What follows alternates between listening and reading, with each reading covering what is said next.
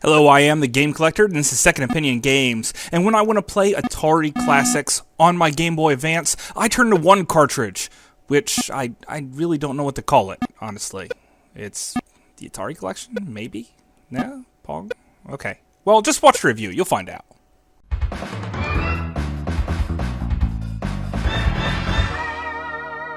Second Opinion Games.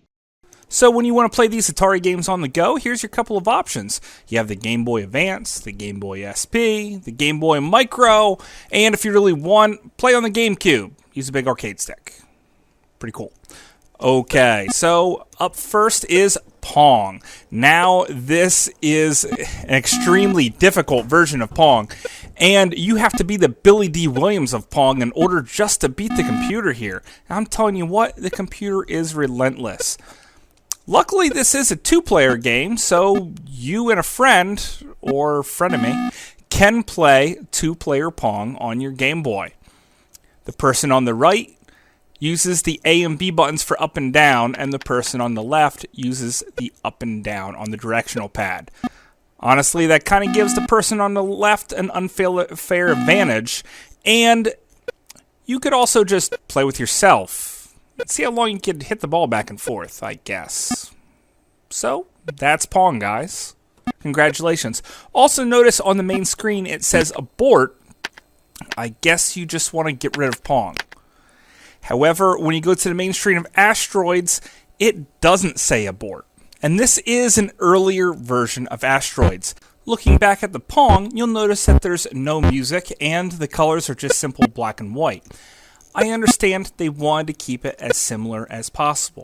But then when we moved to the Asteroids game, the original arcade version used vector graphics, which the Game Boy Advance doesn't really emulate super well. So why didn't they just go with the Atari 2600 version of Asteroids? That was a terrific port. There was lots of asteroids on screen at once, there was colors, there was music, and overall, that would have been much better than this quiet, sort of drab-looking version of the game.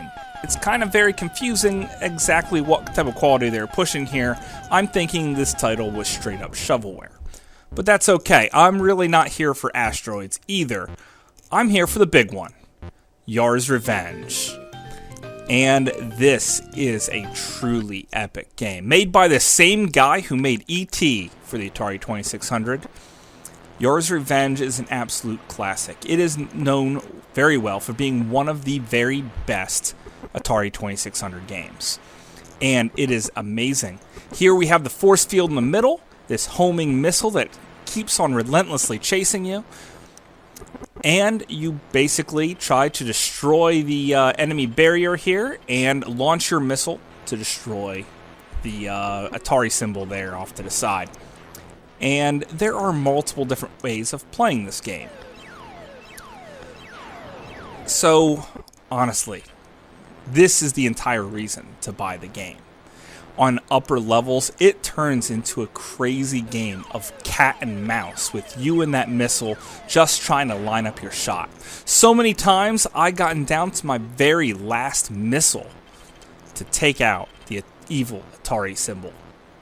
And this is really fun, guys.